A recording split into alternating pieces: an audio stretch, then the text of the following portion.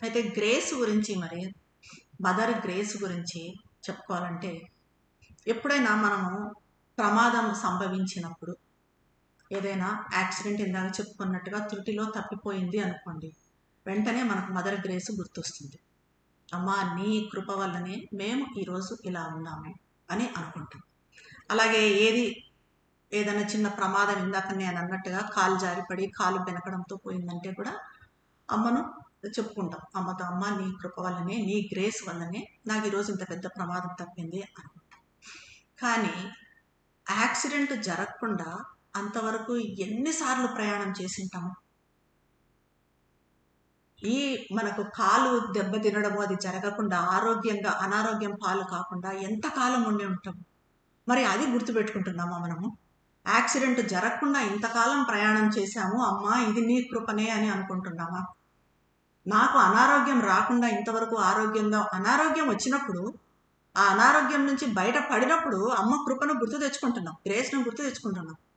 అదే అనారోగ్యం బారిన పడకుండా ఇంతవరకు ఆరోగ్యంగా ఉన్నందుకు, అన్ని ఇంద్రియాలు మనలో కరెక్ట్గా పనిచేస్తున్నందుకు మదర్ని గుర్తు తెచ్చుకుంటున్నామా? మదర్ కృపను గుర్తు తెచ్చుకుంటున్నామా? ఎందుకంటే ఇవన్నీ కూడా ఎంతో సామరస్యత అన్నది నెలకొల్పబడితే తప్ప మన జీవితంలో అన్ని సక్రమంగా జరగవు. ఈరోజు ఇంటి దగ్గర నుంచి ఇక్కడికి ఏమీ జరగకుండా మనం వచ్చాము అని అంటే మనం ఏదో జరిగినప్పుడు చిన్నగా తప్పిపోయినప్పుడు గుర్తుపెట్టుకోవడం కాదు. ఈ రకంగా వచ్చాము అంటే ఈ ప్రయాణంలోనే ఇంత సామరస్యంగా జరగడానికి కారణమే మదర్ గ్రేస్ అనేది గుర్తుపెట్టుకోవాలి. అంటే మదర్ గ్రేస్ పై మనకు మరి విశ్వాసం ఉంది, నమ్మకము గొప్పగా ఉంది. ప్రతి క్షణము జీవితంలోని ప్రతి అంశంలో దాన్ని గమనించే సామర్థ్యము మనకున్నా కూడా అమ్మ గ్రేస్ను పూర్తిగా అర్థం చేసుకోలేము. ఎందుకంటే దైవకృప అన్నది ప్రతి దాని వెనుక ఎలా ఉంటుంది, ప్రతి దాని మీద ఎలా పనిచేస్తుంది, ఎలా క్రమబద్ధీకరిస్తుంది, ఎలా నిర్వహిస్తుంది అన్నది మనం గ్రహించలేం. ఎందుకంటే అన్నీ క్యాజువల్గా జరిగిపోతున్నాయి అనుకుంటాం. మన జీవితంలో జరిగే సంఘటనలను ఏ రకంగా మదర్ గ్రేసు క్రమబద్ధం చేస్తూ ఉంది అని తెలుసుకోలేం.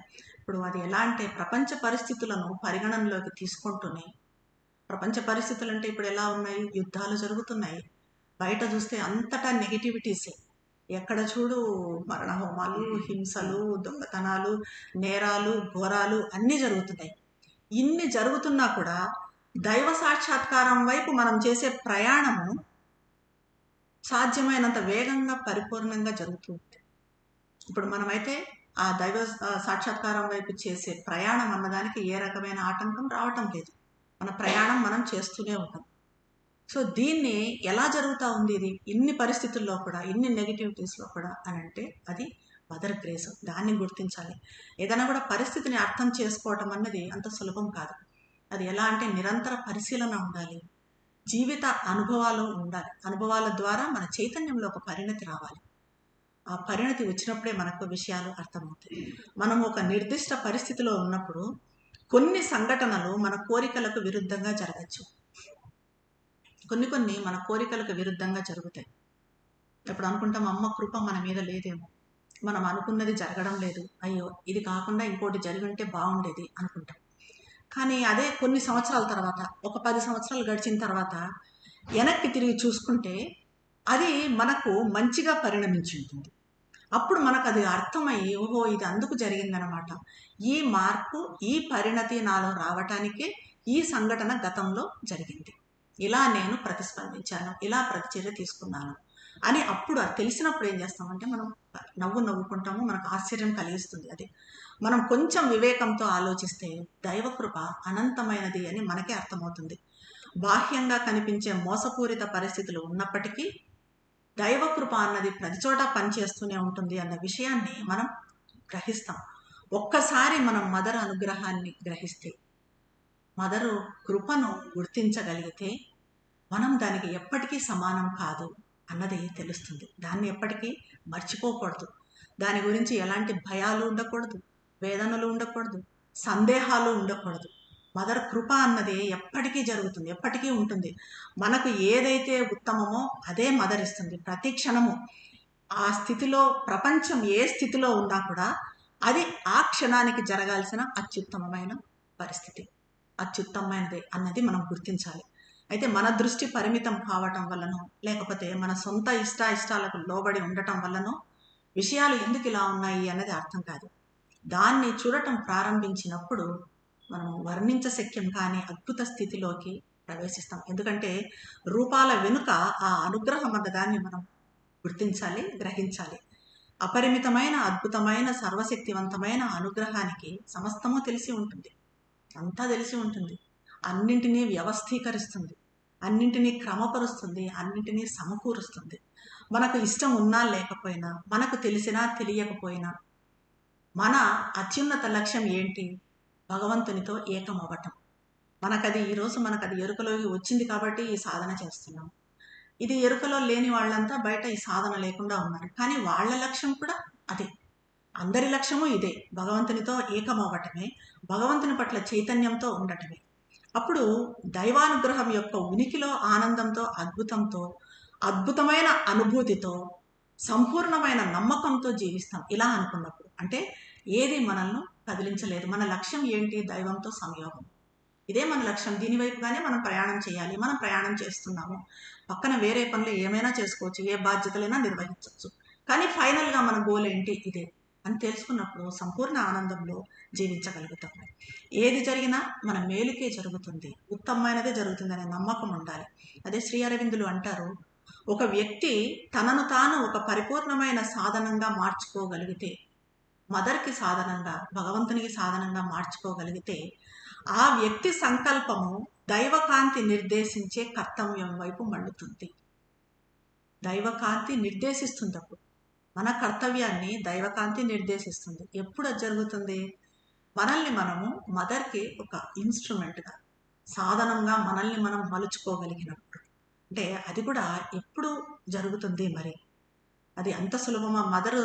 మదర్ సాధనంగా మనం కావాలి, మదర్ సంకల్పంతో మన సంకల్పం ఏకం కావాలి అని అంటే, శ్రీ అరవిందులు సావిత్రిలో అంటారు, if human will could be made one with gods, if human thought could echo the thoughts of god, man might be all knowing and ఓమినిపోటెంట్.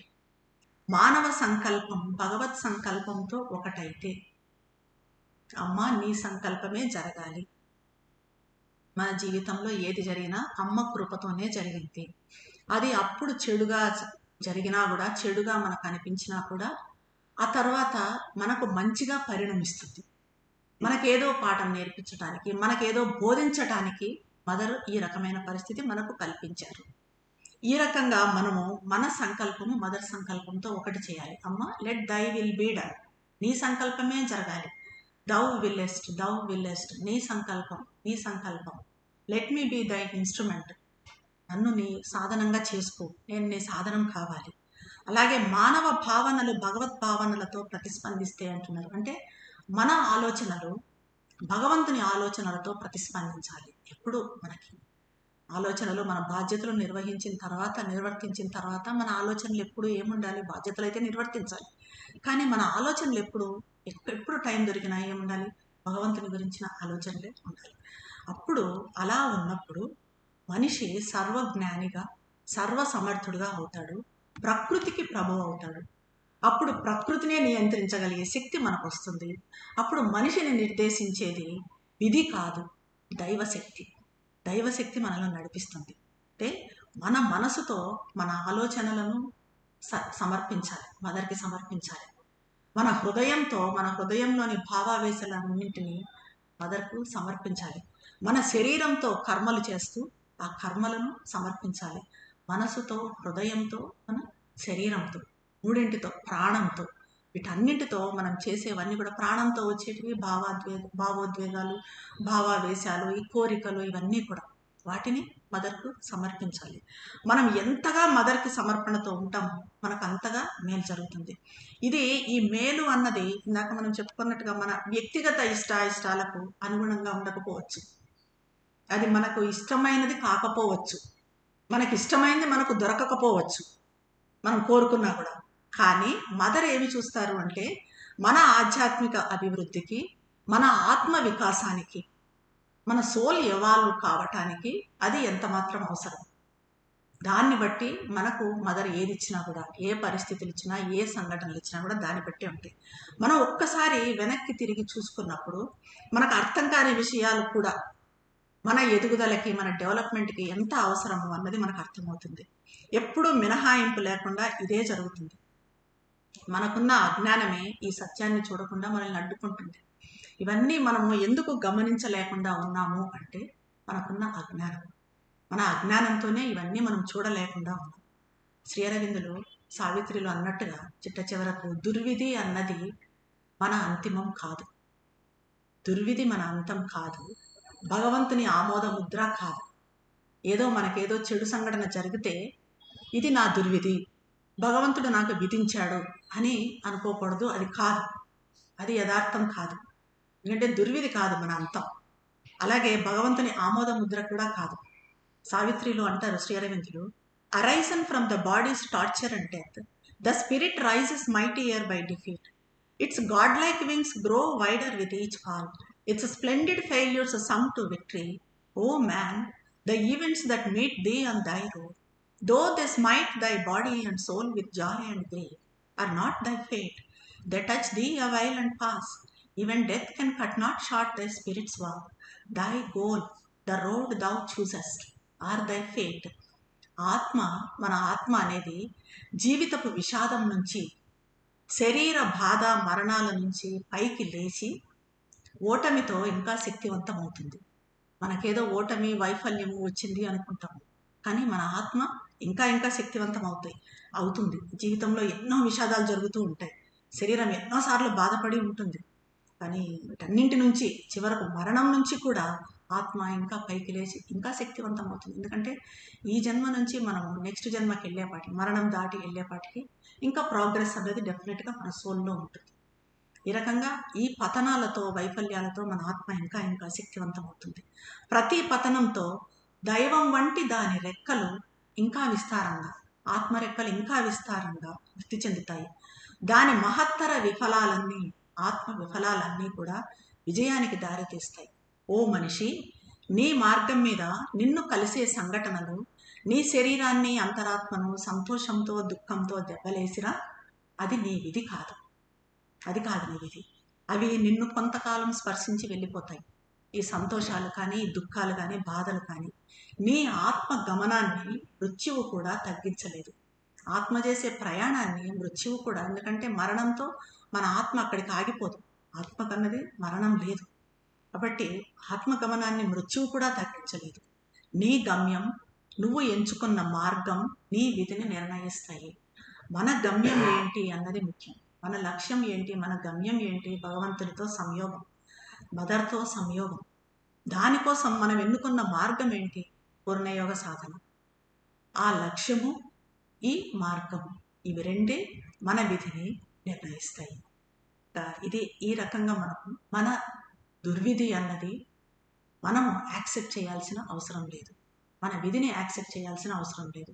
ఇది మనకు సావిత్రి మహాకావ్యం ద్వారానే అద్భుతంగా చెప్తారు శ్రీ అరవిందులు. సో మనము మన చైతన్యాన్ని ఉన్నతం చేసుకునే కొద్దీ మన విధిని కూడా నెమ్మది నెమ్మదిగా మార్చుకోగలుగుతాం. కొంచెం స్థాయికి మనం ఎదిగితే కొంచెంగా మార్చుకోగలుగుతాం, ఇంకొంచెం స్థాయికి ఎదిగితే ఇంకొంచెంగా మార్చుకోగలుగుతాం. కానీ ఎప్పటికీ మన జీవితంలో ఏది జరిగినా కూడా మదర్ మనకు కావలసింది, మనకు అవసరమైంది చేస్తుంది అన్న భావనతో, ఆ సమర్పణతో నిరంతరము ఉండాలి. ఇటువంటి జ్ఞానాన్ని ప్రసాదించిన శ్రీమాతకు, దివ్య జననికి, దివ్య గురువులు శ్రీ అరవిందులకు శతకోటి వందనములు సమర్పించుకుంటూ ధన్యవాదాలు.